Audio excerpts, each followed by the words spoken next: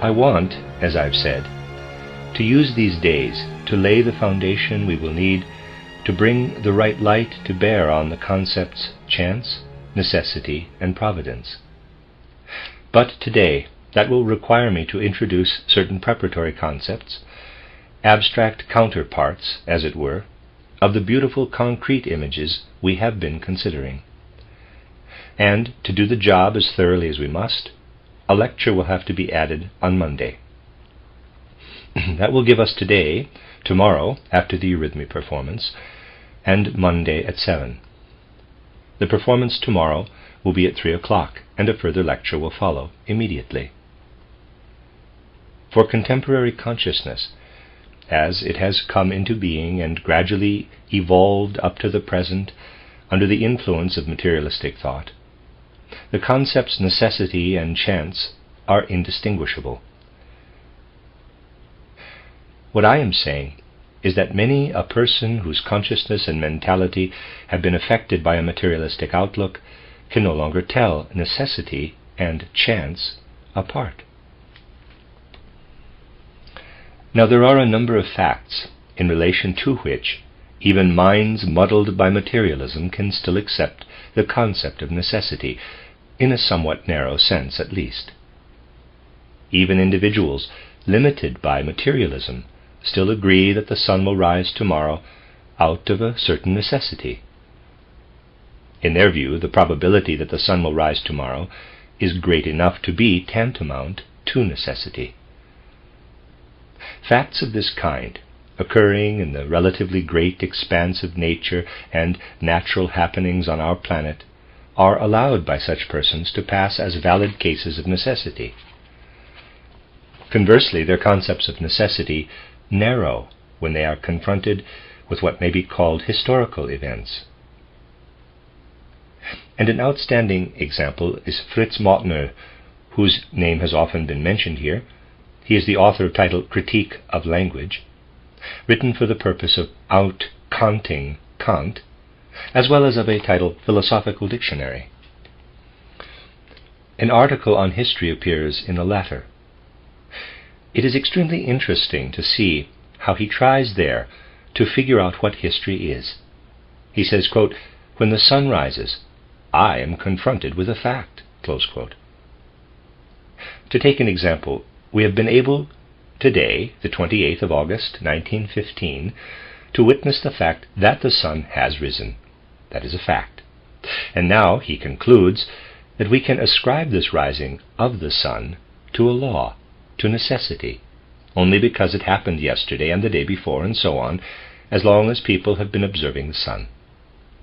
It was not just a case of a single fact, but of a whole sequence of identical or similar facts in outer nature that brought about this recognition of necessity. But when it comes to history, says Mautner, Caesar, for example, was here only once, so we can't speak of necessity in his case. It would be impossible to speak of necessity in his existence only if it would be possible to speak of necessity in his existence only if such a fact were to be repeated. But historical facts are not repeated, so we can't talk of necessity in relation to them. In other words, all of history has to be looked upon as chance. And Mautner, as I've said, is an honest man, a really honest man, unlike other less honest individuals. He is a man who draws the conclusions of his assumptions.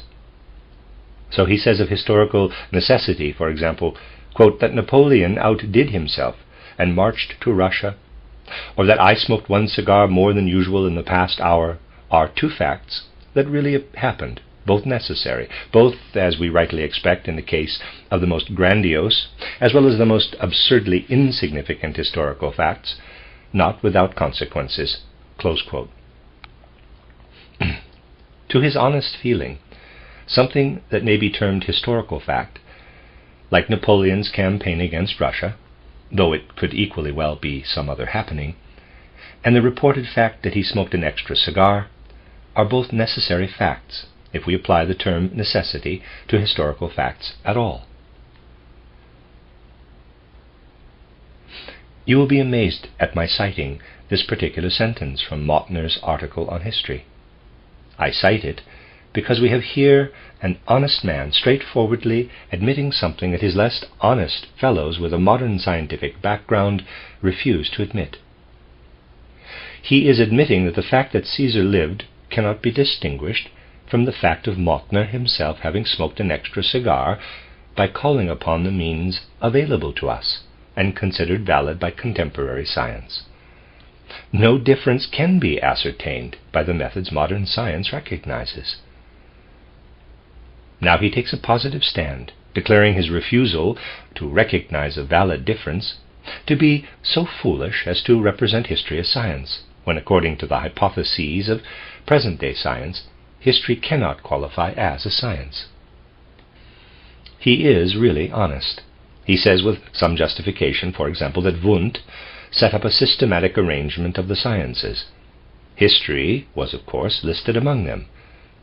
But no more objective reason for Wundt's doing this can really be discovered than that it had become customary, or, in other words, it happens to be a fact that universities set up history faculties. If a regular faculty were provided to teach the art of riding, asserts Mautner, and from his standpoint rightly, professors like Wundt would include the art of riding in their system of the sciences, not from any necessity recognized by current scientific insight, but for quite other reasons. We really have to say that the present has parted ways to a very considerable extent with what we encounter in Goethe's Faust. This can be quite shattering if we take it seriously enough. There is much, very much in Faust that points to the profoundest riddles in the human soul. We simply don't take things sufficiently seriously these days. What does Faust say right at the beginning, after he has spoken of how little philosophy, jurisprudence, medicine, and theology were able to give him as a student, after expressing himself about these four fields of learning? What science and life in general have given him as nourishment for his soul has brought him to the following conviction, quote, "No dog would endure such a cursed existence, wherefore from magic I seek assistance, that many a secret perchance I reach through spirit power and spirit speech, and thus the bitter task forego of saying things I do not know, that I may detect the inmost force which binds the world and guides its course. Its germs, productive powers explore and rummage in empty words no more." The Bayard Taylor translation, close quote. What is it Faust wants to know, then? Quote, germs and productive powers, close quote. Here, the human heart, too, senses in its depths a questioning about chance and necessity in life. Necessity. Let us picture a person like Faust, confronting the question of necessity in the history of the human race. Such an individual asks, why am I present at this point in evolution? What brought me here? What necessity, running its course through what we call history, introduced me into historical evolution at just this moment? Faust asks these questions out of the very depths of his soul, and he believes that they can be answered only if he understands, quote, productive powers and germs, close quote. Understands, in other words, how outer experience contains a hidden clue to the way the thread of necessity runs through everything that happens. Now let us imagine a personality like Faust's, having for some reason or other to make an admission similar to Fritz Mautner's. Mautner is, of course, not sufficiently Faustian to sense the consequences Faust would experience if he had to admit one day that he could distinguish no difference between the fact that Caesar occupied his place in history and the fact of having smoked an extra cigar in the past hour. Just imagine transferring into the mind of Faust the reflection on the nature of historical evolution voiced by Mautner from his particular standpoint.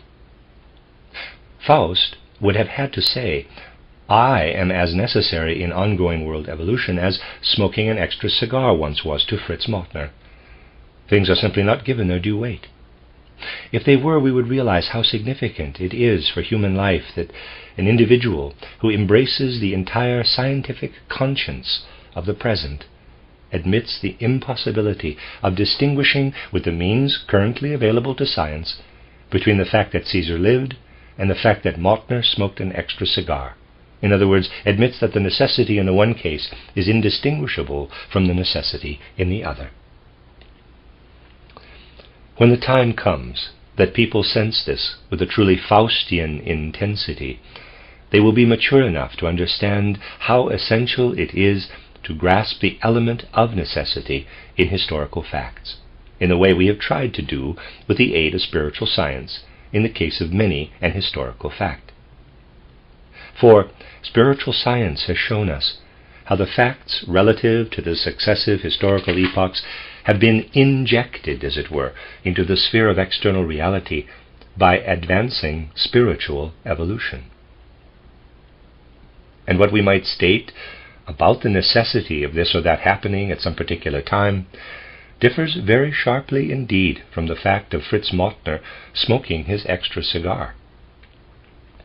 We have stressed the connection between the Old and the New Testaments, between the time preceding and the time following the mystery of Golgotha, and stressed too how the various cultures succeeded one another in the post-Atlantean epoch, and how the various facts occurring during these cultural periods sprang from spiritual causes.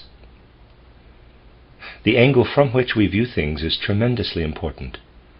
We should be aware of the consequences of the assumptions presently held to have sole scientific validity. Days like yesterday, which was Hegel's birthday, and today, which is Goethe's, should be festive occasions for realizing how necessary it is to recall the great will impulses of earlier times, to recall Hegel's and Goethe's impulses of will, in order to perceive how deeply humanity has become implicated in materialism. There have always been superficial people. The difference between our time and Goethe's and Hegel's is not that there were no superficial people then, but rather that in those days the superficial people could not manage to get their outlook recognized as the only valid one. There was that slight difference in the situation. Yesterday was Hegel's birthday. He was born in Stuttgart on August 27, 1970. Since it was impossible for him, living at that time, to penetrate into truly spiritual life as we do today with the aid of spiritual science, he sought in his way to lay hold on the spiritual element in ideas and concepts. He made these his spiritual foothold. When we look at the phenomena surrounding us, we seek the spiritual life, the truly living life of the spirit that underlies them. Whereas Hegel, since he could go no further, sought the invisible idea, the fabric of ideas, first the fabric of ideas in pure logic, then that behind nature, and finally that underlying everything that happens as a spiritual element. And he approached history too in such a way that he really accomplished much of significance in his historical studies, even if in the abstract form of ideas rather than in the concrete form of the spiritual. Now, what does a person who honestly adopts Fritz Mautner's standpoint do if, let us say, he sets about describing the evolution of art from Egyptian and Grecian times up to the present? He examines the documented findings, registers them, and then considers himself the more genuinely scientific the less ideas play into the proceedings, and the more he keeps, objectively, as he thinks, to the purely external factual evidence. Hegel based his attempt to write the history of art on a different approach. And he said something, among other things, that we are of course able to express more spiritually today. If we conceive behind the outer development of art the flowing, evolving world of the ideal, then and then only will the idea that has, so to speak, been hiding itself try to issue forth in the material element, to reveal itself mysteriously in the material medium. In other words, the idea, will not at first have wholly mastered matter, but expresses itself symbolically in it, a sphinx to be deciphered as Hegel sees it. Then, in its further development, the idea gains a further mastery over matter, and harmony then exists between the mastering idea and its external material expression, that is, its classic form. When, finally, the idea has worked its way through the material and mastered it completely, the time will come when the overflowing fullness of the world of ideas will run over out of matter. So to speak, the ideal will be paramount. At the merely symbolic level, the idea cannot as yet wholly take over the material. At the classic stage, it has reached the point of union with matter. When it has achieved romantic expression, it is as though the idea overflowed in its fullness. And now Hegel says that we should look in the surrounding world to see where these concepts are exemplified. The symbolic, sphinx-like form of art in Egypt, the classic form in Greece, the romantic form in modern times. Hegel thus bases his approach on the unity of the human spirit with the spirit of the world. The world spirit must allow us thoughts about the course of art's evolution. Then we must rediscover in the outer world what the world spirit first gave up to us in thought form. This, says Hegel, is the way external history too is constructed. He looks first for the progressive evolution of ideas, and then confirms it at hand of external events. That is what the Philistines, the superficial people, have never been able to grasp, and it is their reason for reproaching Hegel so bitterly. A person who is superficial despite his belonging to a spiritual scientific movement wants above all to know about his own incarnation, and there were of course people in Hegel's time too who were superficial in their own way. You can see from one of Hegel's remarks that there was one such. As you've seen, Hegel followed the principle of first lifting himself into the world of ideas, and then rediscovering in the world around him what he had come to know in the ideal world. Now the superficial critics had, of course, risen up in arms against this, and Hegel had to make the following comment, quote, "In his many-sided naivete, Herr Krug has challenged natural philosophy to perform the sleight of hand of deducing his pen only." Close quote. Deducing was the term used to denote a rediscovering in the outer world of everything that had first been discovered in the inner world. The person referred to in this remark was Wilhelm Traugott Krug, who was teaching at Leipzig at that time. Oddly enough, Krug was the predecessor of Mautner in having written a philosophical dictionary, though he did not succeed in becoming a leading authority in his day. But he said, quote, "If individuals, like Hegel, search for reality in ideas, and then want to show from the idea's necessity how external reality coincides with it, then someone like Hegel had better come and demonstrate that he first encountered my pen as an idea." Close quote. Krug remarks that Hegel, with his idea, is not convincing in his assertions about the development of art from Egyptian to Greek to modern times. But if Hegel could deduce Krug's pen from his idea of it, that would impress him. Hegel comments in the passage mentioned above, quote, "It would have been possible to give him the hope of seeing this deed accomplished and his pen glorified if science had progressed so far and so cleared up everything of importance in heaven and on earth in the past and present as to leave nothing of greater importance in doubt," close quote, than Herr Krug's pen. But in today's world, the mentality characteristic of superficial people is really dominant, and Fritz Mautner would have to say honestly that there is no possibility of distinguishing between the necessity of Greek art coming into being at a certain time and the necessity involving Herr Krug's pen or his own extra cigar. Now, I've already called your attention to the prime importance of finding the proper angle from which to illuminate these lofty concepts of human life. We need to find the right angles from which to study necessity, chance, and providence. I suggested that you picture Faust in such relation to the world that he would have to despair of the possibility of discovering any element of necessity. But now, let's imagine just the opposite, and picture Faust conceiving of himself in relation to a world where nothing but necessity exists, a world where he would have to regard every least thing he did as conditioned by necessity.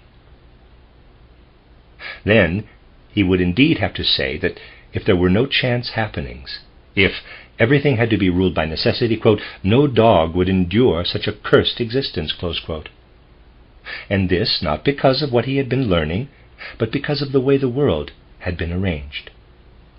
And what would a person amount to if there were truth in Spinoza's dictum that everything we do and experience is every bit as necessitated as the path of a billiard ball, which, struck by another, has no choice but to move in a way determined by the particular laws involved? If that were true, nobody could endure such a world order, and it would be even less bearable for natures aware of, quote, productive powers and germs, close quote. Necessity and chance exist in the universe in such a way that they correspond to a certain human yearning. We feel that we couldn't get along without both of them. But they have to be properly understood, to be judged from the right angle. To do that, in the case of the concept of chance, naturally requires abandoning any prejudices or preconceptions we may have on the subject. We will have to examine the concept very closely, so that we can replace the cliché that this or that chanced to happen, as we are often forced to say, with something more suitable. We will have to search out the fitting angle, and we will find it only if we go a bit further in the study we began yesterday. You are familiar with the alternating states of sleeping and waking.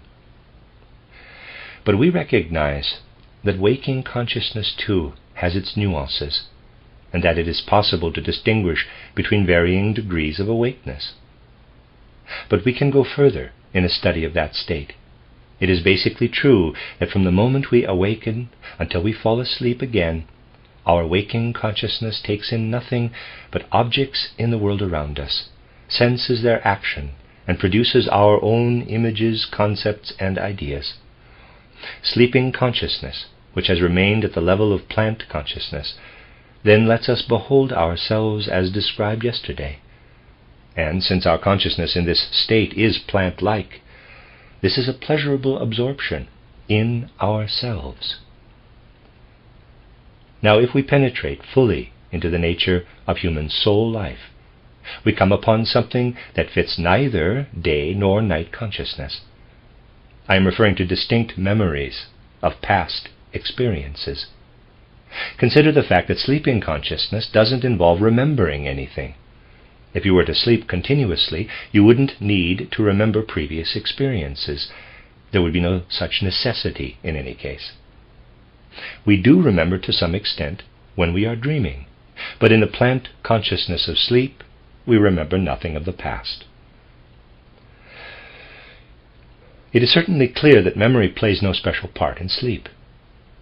In the case of ordinary day-waking consciousness, we must say that we experience what is around us. But experiencing what we have gone through in the past represents a heightening of waking consciousness. In addition to experience of our present surroundings, we experience the past, but now in its reflection in ourselves. So if I draw a horizontal line, see the drawing, to represent the level of human consciousness, we may say that we look into ourselves in sleep. This is on page 46 of the book. I will write looking into ourselves here. We can call it a subconscious looking. Day waking consciousness can be set down as looking out consciously into the world. Then a third kind of inner experiencing that doesn't coincide with looking into the world is the conscious looking into ourselves in memory. So we have conscious looking into ourselves equals memory. Conscious looking into the world around us equals day-waking consciousness. Subconsciousness looking into ourselves equals sleep. The fact is, then, that we have not just two sharply different states of consciousness, but three of them. Remembering is actually a deepened and more concentrated form of waking consciousness. The important thing about remembering is more than just being aware of something. We recapitulate awareness of it. Remembering makes sense only if we are aware of something all over again. Think a moment. If I encounter one of you whom I have seen before, but merely see him without recognizing him, memory isn't really involved. Memory, then, is recognition. And spiritual science teaches us, too, that whereas our ordinary day-waking consciousness, our consciousness of the world outside us, has reached the very peak of perfection, our remembering is actually only just beginning its evolution. It must go on and on developing. Metaphorically speaking, memory is still a very sleepy attribute of human consciousness. When it has undergone further evolution, another element of experience will be added to our present capacity, namely the inner experiencing of past incarnations. That experiencing rests upon a heightening of our ability to remember. For no matter what else is involved, we are dealing here with recognition, and it must first travel the path of interiorization. Memory is a soul force, just beginning its development. Now let us ask, quote, what is the nature of this soul force, this capacity to remember? What really happens in the remembering process, close quote? Another question must be answered first, and that is, quote, how do we arrive at this point in time at correct concepts, close quote? You get an idea of what a correct concept is if you are not satisfied with a meager picturing of it. In most cases, people have their own opinion of things rather than genuine concepts. Most individuals think they know what a circle is. If someone asks, well, what is it? They answer something like this and draw a circle. That may be a representation of a circle, but that is not what matters. A person who only knows that this drawing approximates a circle and remains satisfied with that has no concept of what a circle is. Only someone who knows enough to say that a circle is a curved line, every point of which is equidistant from the center, has a correct concept of a circle. An endless number of points is of course involved, but the circle is inwardly present in conceptual form. That is what Hegel was pointing out, that we must get down to the concept underlying external facts, and then recognize what we are dealing with in outer reality on the basis of our familiarity with the concept. Let us explore what the difference is between the half-asleep status of the mere mental images with which most people are satisfied and the active possession of a concept. A concept is always in a process of inner growth, of inner activity. To have nothing more than the mental image of a table is not to have a concept of it. We have the concept table if we say that it is a supported surface upon which other objects can be supported. Concepts are a form of inner liveliness and activity that can be translated into outer reality. Nowadays one is tempted to resort to some lively movement to explain matters of this sort to one's contemporaries. One really has an impulse to jump about for the sake of demonstrating how a true concept differs from the sleepy holding on to a mental image. One is strongly prompted to go chasing after concepts as a means of bringing people slightly into motion and enlivening the dreadfully lazy modern holding of mental images that now prevails. One wants to devote one's energies to clarifying the distinction between entertaining ordinary mental images and working one's way into the real heart of a matter. And why is one thus prompted? Because we know from spiritual science that the moment something reaches the level of the concept, the etheric body has to carry out this movement. It is involved in this movement. So we really must not shy away from rousing the etheric body if we intend to construct concepts. What then is memory? What is remembering? If I have learned that a circle is a curved line, every point of which is equidistant from the center, and am now to recall this concept, I must again carry out this movement in my etheric body. From the aspect of the etheric body, something becomes a memory when carrying out the movement in question has become habitual there. Memory is habit in the etheric body. We remember a thing when our etheric body has become used to carrying out the corresponding movement. We remember nothing except what the etheric body has taken on in the form of habits. Our etheric bodies must take it upon themselves, under the stimulus of reapproaching an object, being repeatedly brought into motion by us, and thus given the opportunity of remembering, to repeat the motion that carried out in first approaching that object. Let me read that sentence again.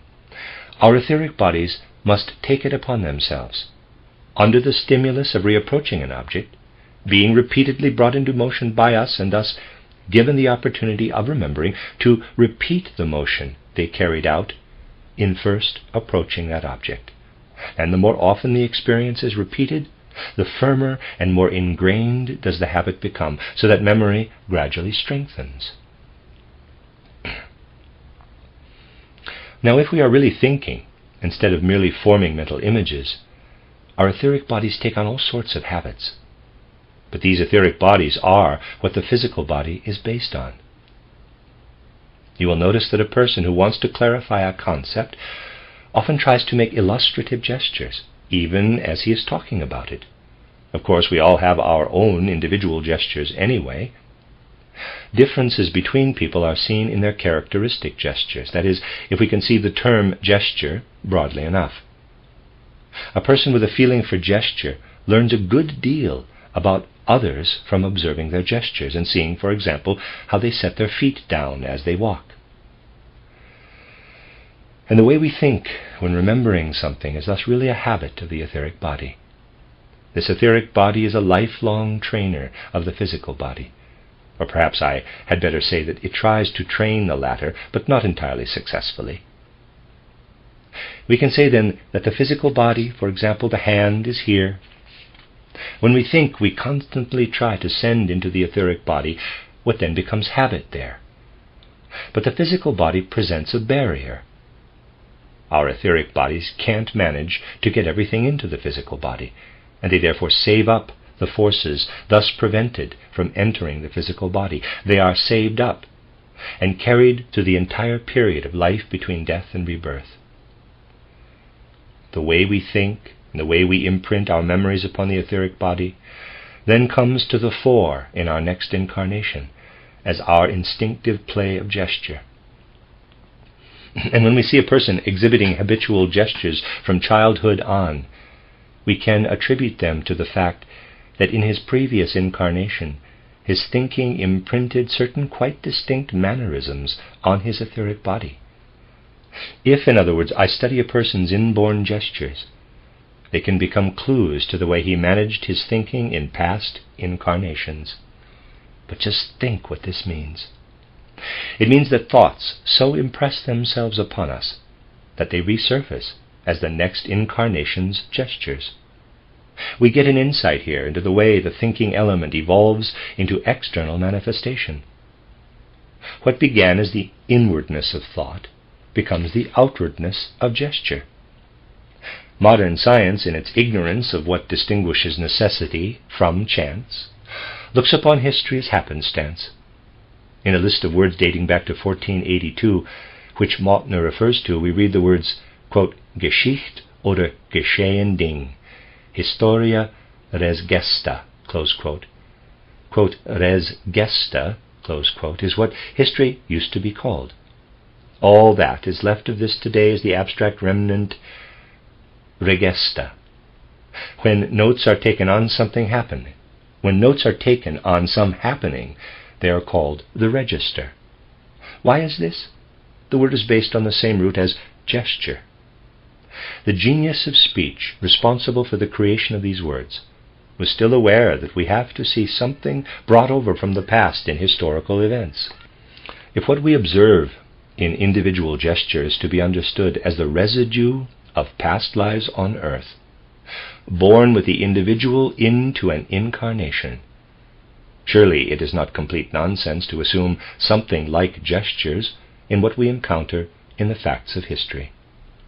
A series of facts surfaces in the way we walk, and these are the gestures of our thinking in past incarnations. Where, then, must we look for the facts underlying history? That is the question now confronting us. In the case of individual lives, we have to look for the thoughts underlying gesture. If we regard historical events as gestures, where must we look for the thoughts behind them? We will take up the study of this matter tomorrow.